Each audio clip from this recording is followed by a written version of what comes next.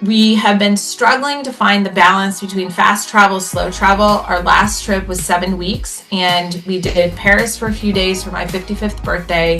Then we did a 4-week home exchange in Bordeaux. And then we did a week where we rented a boat and self-piloted on the Canal de Rhône-Asset, the Étang de Taux, and the Canal de Midi before doing a road trip with our kid through the Hautes-Pyrénées, San Sebastian, Bilbao, and then finally ending up in Zurich, absolutely exhausted. So we're like, okay, that was not great. So what if we start with fast travel, end with slow travel, and then we can start working on our videos and our content while we're living and working in Lyon. Hi, everyone. Today I'm in conversation with Terri and Zeke, who are talking to me from California, and I am in Barcelona. And that's what makes this so special, that we can be in any part of the world. It doesn't really matter. And we're able to have these absolutely incredible and meaningful conversations. So thank you for joining me, Terri and Zeke. And it's great to have you on my show. It is lovely to be here, and we look forward to this conversation. Okay, great. So I'm going to start, I'm going to just shoot into this. And my understanding is that both of you realized at one point that you were living parallel lives. Was there a moment, a tiny moment that made you say, we can't keep doing this anymore? I remember it distinctly. It was a Sunday morning in January of 2021. So we were basically a year into the pandemic. Both of our kids were home. One was home from college, one was still living with us because they hadn't graduated from high school. Zeke and one of the kids had been away for the weekend, and we just had a text exchange that was not great.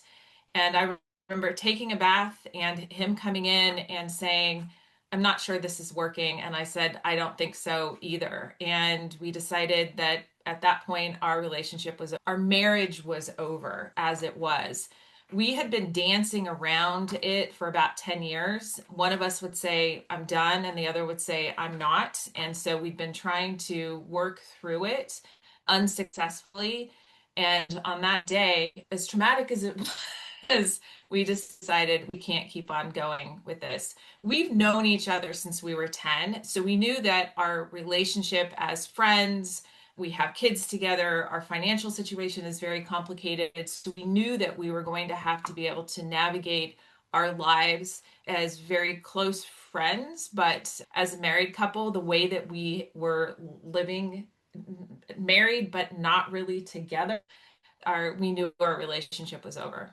So, what was it that Terri you wanted that you were not getting from Zeke, and what was it that you wanted that you were not getting from Terri? I think in a larger perspective of the relationship, as Terri said, it really just wasn't working. There was a lack of communication, a lack of recognition as to what each other wanted from the relationship. And it's easy to look back now and describe what happened, but divorce or separation is the common term for it. But within, I think, several weeks of that Sunday morning, it became a re-engineering of our relationship. And whether being at the depths of COVID and the limited availability of other options of I started looking at a place to live, and it was just the wrong time to try and do that. It was like, okay, time out, wait a minute. Is there some other way we can approach this? But I it, think but in terms of, she specifically asked, what was it that we weren't getting out of the relationship? What I wasn't getting was good communication, any sort of connection, intimacy, being seen, being partners in a relationship. So I felt it was very one-sided, and the thing, I just didn't feel loved anymore. I didn't feel seen. So was there anything specifically that you weren't getting out of it? there was a lack of connection, definitely. Yeah, we Lack were of connection. not on the same page at all. What we later realized is that we got married at 26, and oh God, looking back, it's like we were so young. We had unresolved stuff on our own that we brought into the marriage that we never really dealt with, and that just just created this chasm between us over time that we just didn't have the ability to bridge through our relationship. You get busy with careers, you get busy with kids, and maybe me going through perimenopause, us hitting our 40s, and we're just like, yeah, I looking at the next half of our lives, we just don't want to continue with the same disconnection, lack of being seen, appreciated. And ultimately, we realized we had to do work on our own to be able to really stand up on our own, to be able to be in a relationship with anybody. And how did the kids react to this? Because you had reasonably grown up kids. They were React both to it. like, they were like, it's about time. They knew. We both feel really badly now about how we poorly modeled good partnership in a committed relationship. And we are trying, skipping to the good part, we're trying really hard to mend that with our kids in terms of modeling much better communication. And if we get into a fight, modeling how we resolve that, how we do stand up on our own in the world so that our kids can see something that is much more functional than what dysfunctional relationship had for so many years. Okay. So you basically decided that you were going to reignite your relationship and that you were going to try and ensure that you communicate better, try and so you basically made an effort to try and be closer together again, whether it was for the sake of the relationship or whether it was for the sake of the kids or whatever it may have been. So what was that one turning point that that you can recall that actually said where you said, okay, no, let's try and make this work?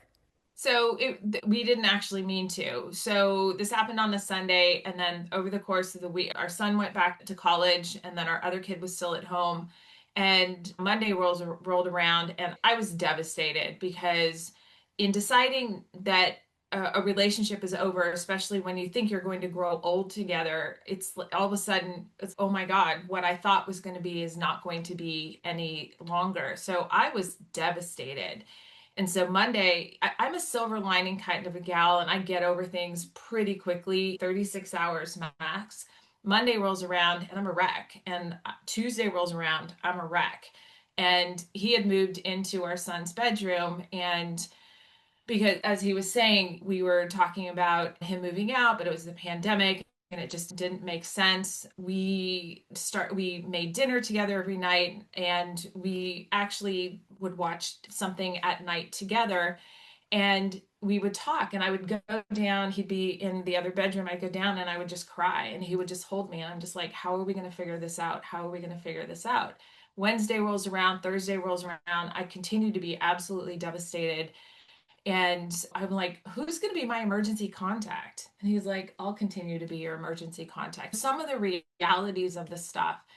And Friday, I started feeling a little bit better. And I remember asking you, I'm like, how is it that you're not feeling as devastated as me? And you said, oh, Terri, you process things a lot faster. At some point, this will hit me.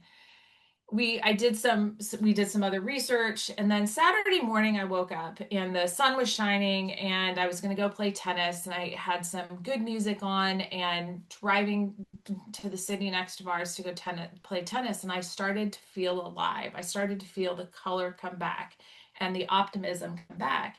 And I thought, you know what? If I'm going to have to step out into the world, I want to get back into the shape. I want to get back into shape.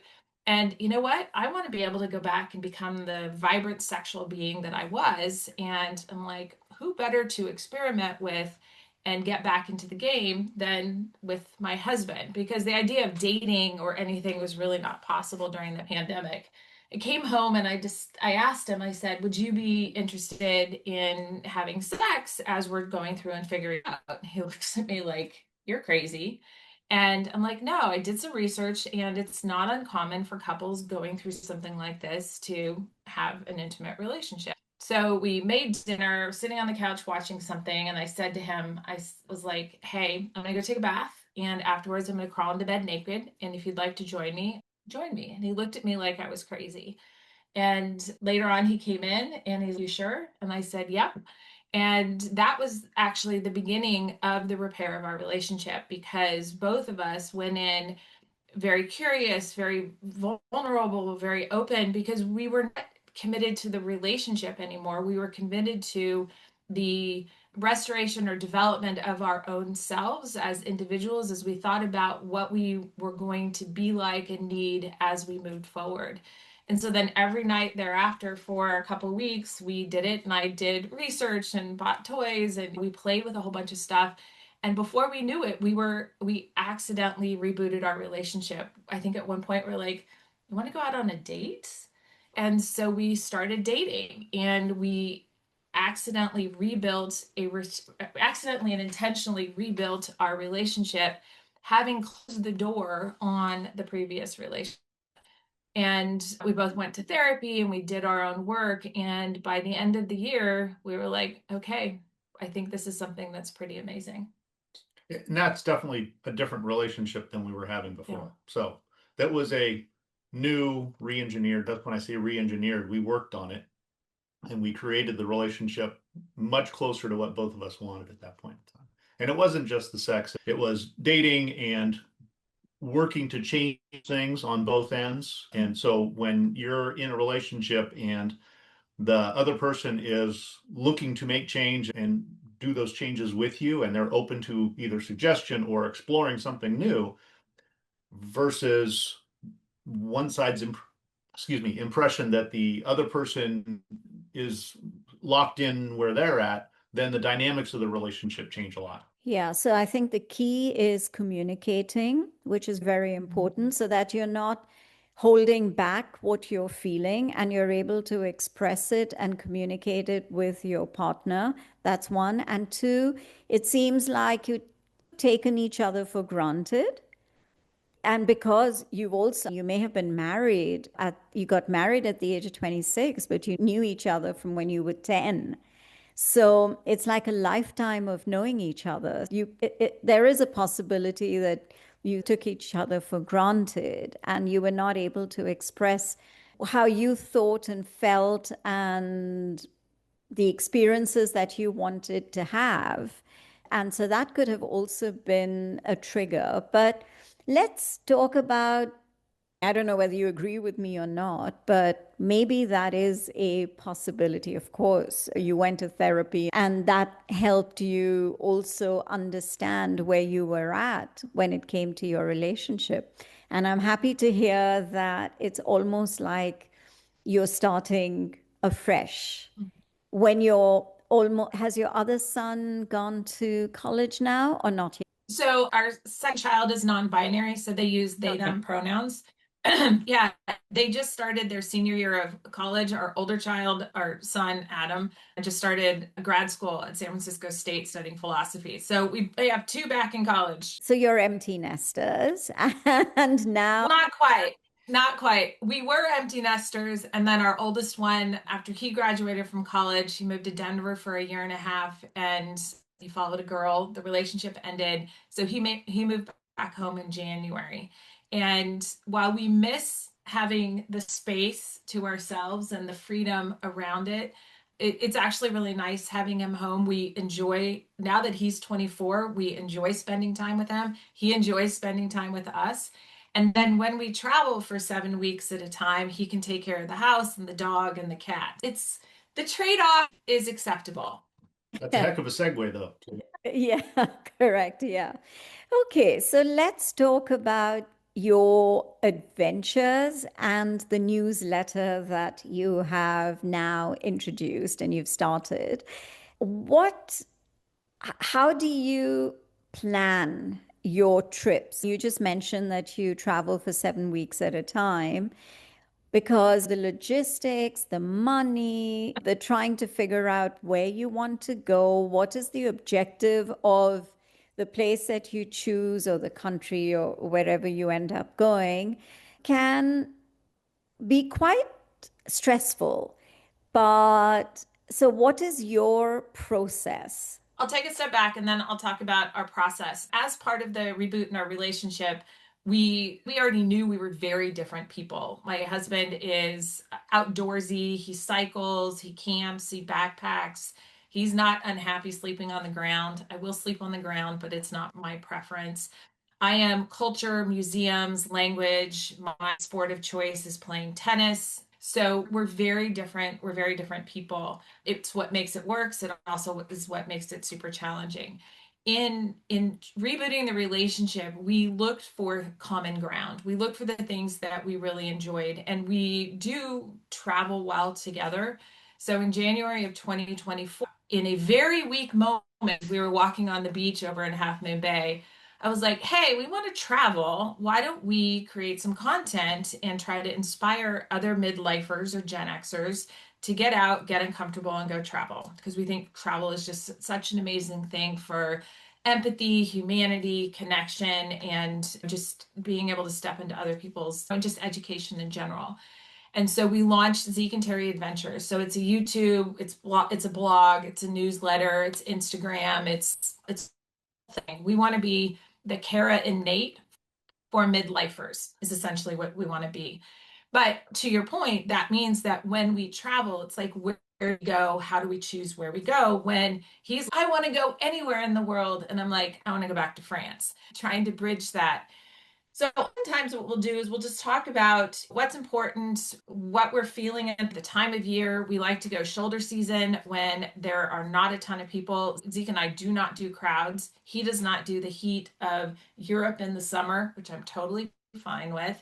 He also cycles with his buddies for 2 weeks at a time around the world. So our next trip was actually built around him cycling for 2 weeks from Munich to Venice. And if we flew over together, it's okay, what am I going to do? And then what does the rest of that trip look like? So I end up doing research. We end up talking about it. He'll see something, I'll see something. Admittedly, I do all of the detailed planning and we have discussions. Excuse me, we have discussions about it as we're working through it. There are times that we have to compromise because I would be super happy going to every museum, every cathedral, and Zeke's just, oh my God, not another museum, not another cathedral. I'm like, honey, it's a modern art museum. He's, I don't care. I just can't. So we find a way to compromise. So on this particular trip, when he does 2 weeks in from Munich to Venice, I was like, well, what's my trip going to be? Because if you get 2 weeks, what are my 2 weeks? And so I wanted to work on my French and do some sort of a French immersion. So I looked at direct trains from Munich to someplace in France and landed on Strasbourg, which I've never been to. So I'm doing 2 weeks in Strasbourg. We'll meet up in Lyon. We'll then travel around central France and the Loire. And then we have been struggling to find the balance between fast travel, slow travel. Our last trip was 7 weeks, and we did Paris for a few days for my 55th birthday. Then we did a 4 week home exchange in Bordeaux. And then we did a week where we rented a boat and self-piloted on the Canal de Rhône-Asset, the Étang de Taux, and the Canal de Midi before doing a road trip with our kid through the Hautes-Pyrénées, San Sebastian, Bilbao, and then finally ending up in Zurich, absolutely exhausted. So we're like, okay, that was not great. So what if we start with fast travel, end with slow travel, and then we can start working on our videos and our content while we're living and working in Lyon. So the process really is what didn't work last time, what did work last time. And this trip in the spring, I was hoping, I've been listening to the Villains and Virgins podcast and I've just been fascinated by Sicily and Greece. And we were looking in maybe that area, but now we may be flipping things upside down and maybe we'll go to Southern Hemisphere earlier in the year. So it's, I mean, our process is we talk about it. Somebody has a kernel of inspiration. We'll do a kind of deeper dive into it. And then when the actual plan and booking comes into play, I get to work and pay attention to all the details. I'm starting to play with a new app called Mind Trip just to see how I can use that to ease the planning. But I always end up with some sort of a Google sheet with all of the places and the prices and the operating hours so that we can build our itinerary around it. But yeah, it's a lot of work. And you asked about the money. We're treating Zeke and Terri Adventures as a startup. It ties into my broader interest in midlife women. I wrote a book called Piloting Your Life to inspire midlife women to design and live a life our own creation, to be the pilots in their own lives. And so I have a whole platform around that. And so this ties into it. So this is our startup. And hopefully over time, we will actually be generating revenue from it. But in the meantime, we're just tapping into savings. We were I worked for 25 years in life sciences, consulted for 20 while Zeke stayed at home with the kids. And we ended up being pretty fortunate financially, so we can take this time to invest in the next act of our life. Part of that is we buried in there the home exchange, which we did for 4 weeks, and it cost us the subscription to Home Exchange, which is a platform where you just Yeah. exchange homes. Yeah. So there's no cost to me, there's no cost to who uses my house. If folks aren't familiar with that, we have a video. Yeah, yeah. Okay. We're Cool. big fans of home exchanges. Yeah. Yeah, We it's a wouldn't have been able very to afford to live 4 weeks in Bordeaux without the it, Home Exchange. yeah, no, I get that. And it's very popular in Europe. So, Yeah. yeah, so I absolutely know what it is. And you're absolutely right. You save on, so while you're away, your home, in your case, okay, your son is there, but for a lot of other people, their home gets taken care of. And so that's one. And two, you're able to stay, so you're saving on cost when it comes to hotels or Airbnbs or service apartments. And you're also able to experience homes in different parts of the world Yes. that are amazing. I think it's a win-win. No, I completely, and I would encourage people to do more of these home exchanges. And I think it's a very different experience. Then you can stay longer. You're not paying for a hotel, and you feel like, okay, this is a home away from home. And so the comfort of it, as well as the fact that you're able to also save money. So I think, yeah, I believe that it's an absolute win-win. So you're, So what, yeah, one more thing on that. So America, we have a lot of friends who have been uncomfortable with the idea. So we have one of the reasons why I have the video, we talk people through it to get them super comfortable with it because you make friends. We actually, our first home exchange was in 2013. We took the kids to Paris for a month. Our second one was in 2015. We did 2 weeks in Paris and 3 weeks in Provence. We are friends with the first family and the third family. And the first family, the wife and her new boyfriend, are actually staying with us tomorrow night.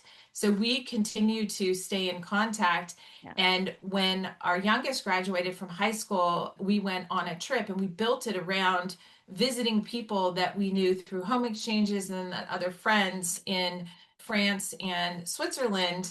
And we just built it around visiting people in other places that we'd met through our various travel experiences. So it's not just a way to save money, live locally, have a more local experience, not be necessarily in a super touristy spot, but it's also a way to build global relationships. yeah, absolutely. Yeah, no, I completely agree with you. And I'm very much in with this concept. Okay, so I want to, and I'm surprised that people in the US are not very comfortable doing that. Oh, I'm their stuff. They're tied to their stuff. It's That's the question we get is what happened? What about my stuff? What if they take something? And I'm just like, I've done it, and I don't know, eight yeah, times. yeah, 10, 8 and times now, and that's never been a problem. And I talked to my insurance agent and he said, because they're not paying me, I'm not a hotel keep. I'm not making any money off of this. My existing home insurance policy will cover it. yeah, And I look around and go, what's the most expensive thing someone's going to take versus what am I going to not have to pay in a hotel room and I'm still coming out ahead. And absolutely. yeah, and I have a whole process for people to get comfortable. It's like you show up at their place before they show up at yours. You have neighbors come over, some wine, some cookies. We have our housekeeper come weekly. We have the gardener come. So we've got eyes on it. The only thing I care about in our house are the memory things. So in our financial records, you just put those in a locked closet. There's so many ways to make it decoupling yourself from your things and focusing on people and experiences.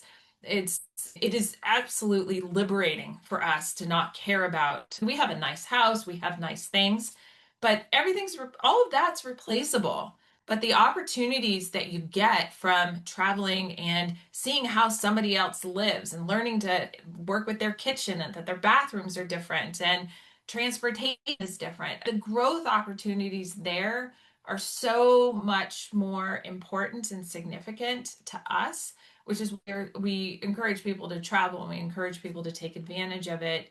Just to, as we talked about earlier, Pael, being able to pick up and drop into another situation, there are going to be discomforts and things you have to adjust to.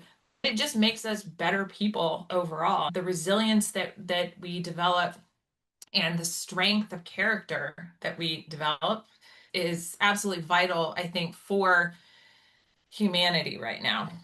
No, absolutely. I couldn't agree with you more because it's my philosophy as well. So I completely agree with where you're coming from. So I wanted to ask you, for people who are, and you've written a book for helping midlifers, right? For people who, what is one tiny ritual that can change everything for people who are going through a midlife crisis? Is it something that from your personal experience or anything else that you think is something that people can pick off from where it can help them change their lives if they're going through, and everyone at some point in their lives does go through a midlife crisis. So, what would you recommend? Argue that midlife is an opportunity, not a crisis, and especially for women. When the term midlife crisis was coined in the 60s, it was done based on research on men. It wasn't done on research on women. I think we all go through some sort of a midlife transition where we start asking questions about, is this what I want for the rest of my life? Who am I? Who have I become?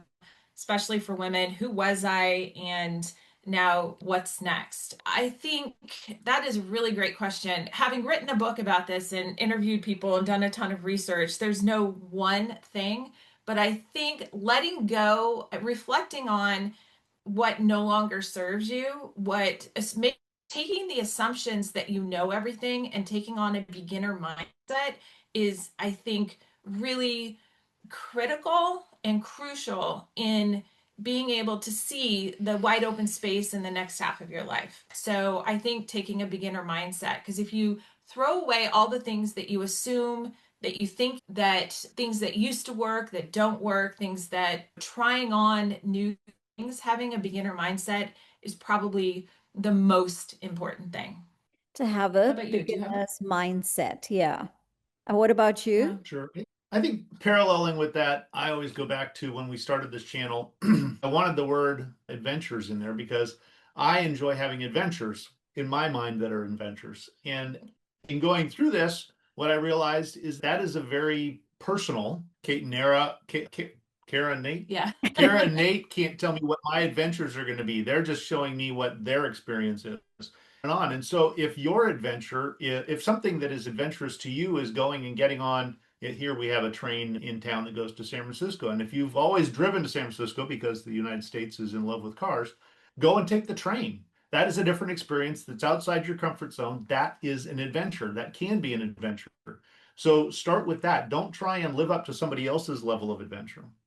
Yes, I cycle for 10 days or 2 weeks at a time from one city to another city around the world.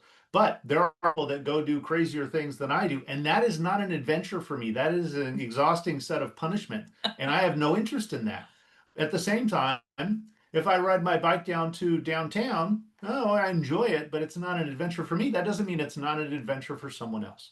So Correct. figure out what your level of comfort is and where your adventure starts and go from there. Don't live to me or anybody else. And when I look at her and she goes into some town ready to talk a different language, that's just the bejesus out of me. I just want to stand back and listen to her talk, and maybe that's how I'll pick up language.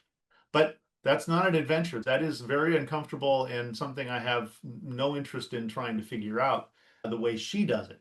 So everyone needs to figure out their own level of adventure, and we're showing you ours and encouraging you to find yours. So beginner's mindset and stepping outside your comfort zone.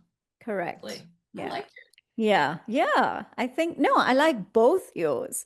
I think, it really makes sense to absolutely look outside the box, and we have one life to live. And if we're not able to, if we set ourselves into this little, I don't know how to describe it, but without thinking of other possibilities, because we're so used to a certain way and we've done it all our lives, then you're not really growing as an individual and you're not really experiencing life to the fullest because you're Mhm. just so stuck in your way and or in your ways.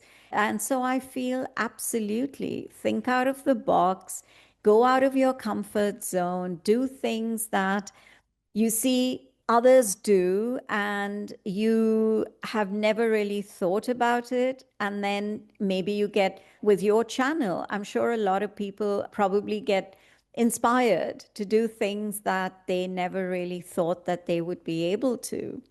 That's the point of it, is there are a lot of people who can't be it unless they see it. And so if we show them, yes, a lot of it's France, we go other places, we show them the good, we show them the bad. There are some really hard days. I have a knee issue just sprung up in February. So on this last trip that was really active, yeah, someday apparently too much tennis, running, and soccer has ruined my knee. And I didn't really know what the issue was, but it was really limiting on our trip, this last trip. Normally we'll walk 25, 30,000 steps a day.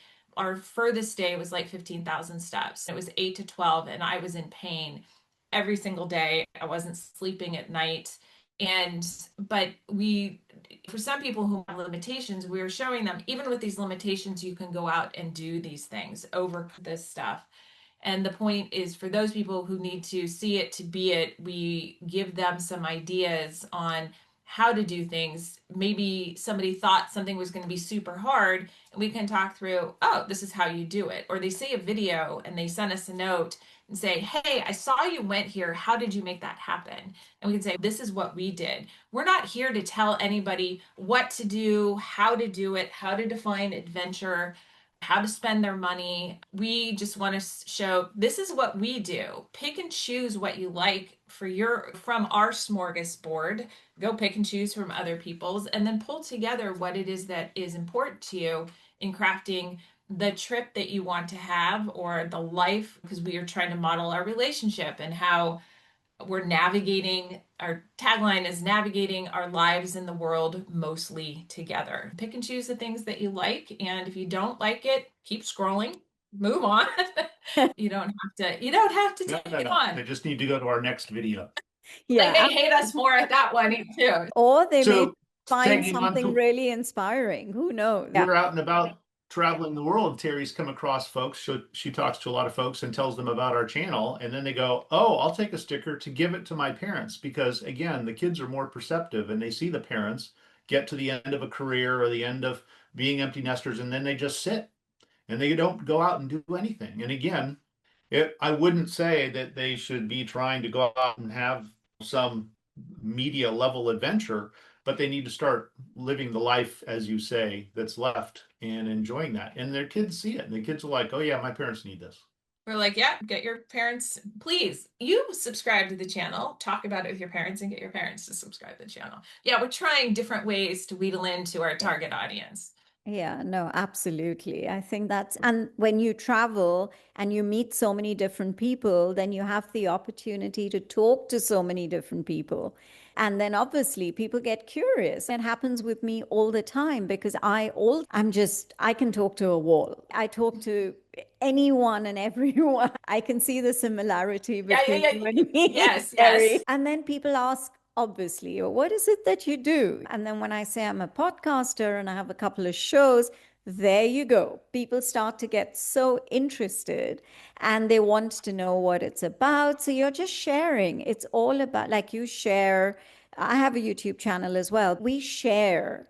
It's all about then for people to figure out what it is that works for them, and whether it's an interview that I've had with someone, for example, this interview that now I'm doing with both of you, there could be someone who finds it interesting and then they get curious and then they go, oh, yeah, let's get on to whether it's the Melting Pot channel or let's get on to your channel to see what you're talking about. So I think it's all about spreading the word. It's all about spreading love. It's all about impact. It's all about trying to help different people. And I think that's what I believe, that as creators, that's what our objective really is, to be able to, at least I know my objective is to create an impact.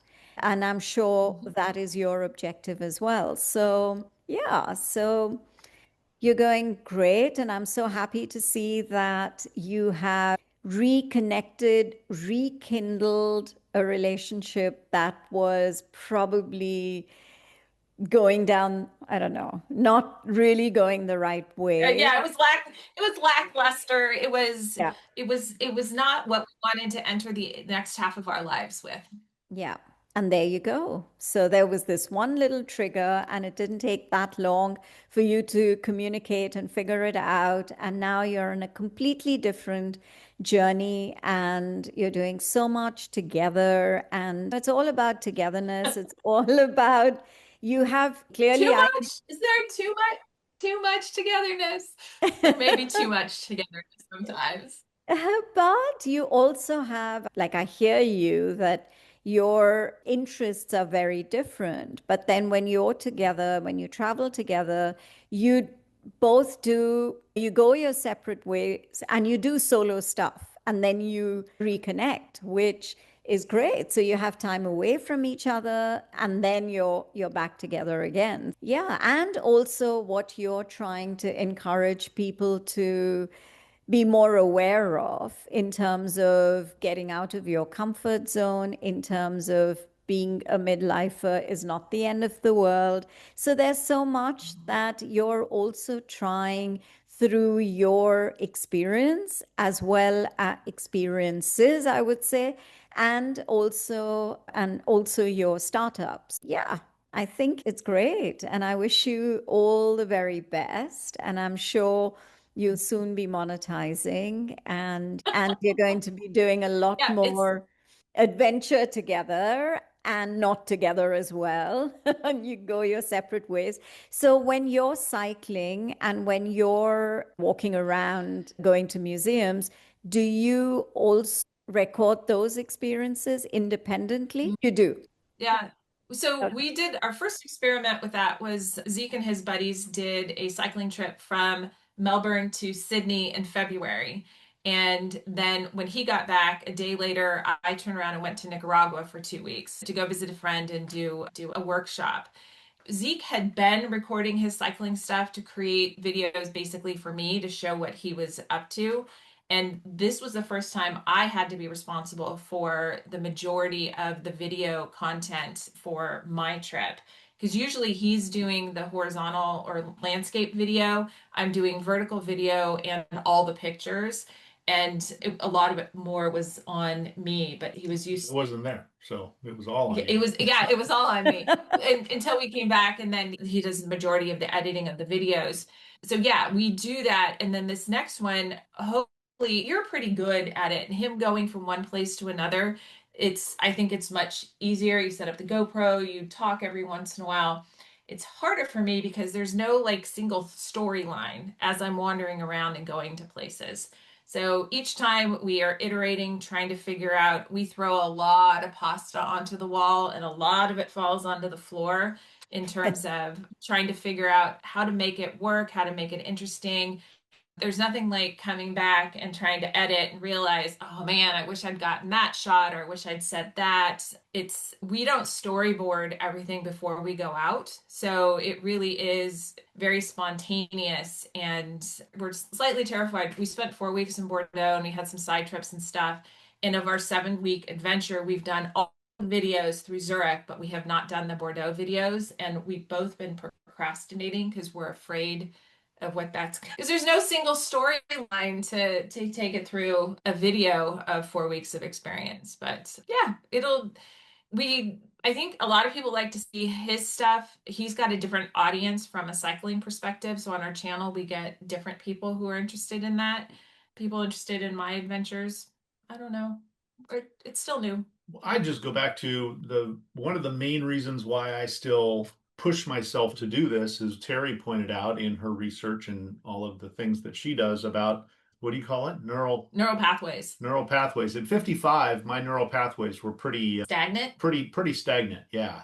And so trying to learn something new, do something new, get uncomfortable.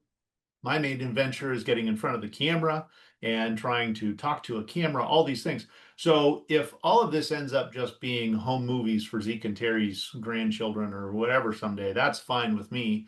But in the here and now, the main benefit to me is pushing myself to do something new. And it's that saying, whether this is a good idea or not is yet to be determined, but we need to peel a couple layers off of that and we'll find enough pasta thrown on the wall to figure out where this is going to go and what's really going to, where I get comfortable, she gets comfortable, we get comfortable, and then it'll evolve. And just not being afraid of that evolution is where I'm headed. Absolutely. Everything takes time. You're on the right track. And I'm sure it's going to evolve. Thank you so much, Terri and Zeke. I've really enjoyed this very stimulating conversation. And I can see that, Terri, you and I are pretty similar in a lot Well, of we're ways. connected. Yeah, Connected, we're friends. even Friends. though we're millions of miles away from each other. But yeah, just through the conversation, I can tell. So yeah, we are connected. Zeke, don't feel left out. You're also a part I'm of looking it. forward to Singapore. I've been wanting to go to Singapore. Singapore Now we've is, got two people to visit in yeah, Singapore. we just need to make sure Tawana's and you're there and we can meet in person in Singapore. Absolutely. That would be amazing. I feel really, and it happens to me quite, not that often, but it does happen to me often enough where I end up, because I travel so much, if I've interviewed someone in some part of the world, I end up going there and then I meet the person oh, I end up meeting them in person. And I think that is also something so special because it has a different energy as well. Yeah. Yeah, I'll be in Singapore September until the end of January. So if you end up making a trip then, or if you come to Barcelona, it's like today. Well, our ships may pass each other, but we'll figure Okay. something out for 2026. Absolutely. Absolutely. I'm sure we will. Where there's a will, there's a way, always. That's it. So thank you so much to both of you. And keep doing your adventures together and not together. And I'm sure it's going to be great. Thank you. Thank you. This was fun. Thank you very much. Appreciate this conversation. Thank you. You take care.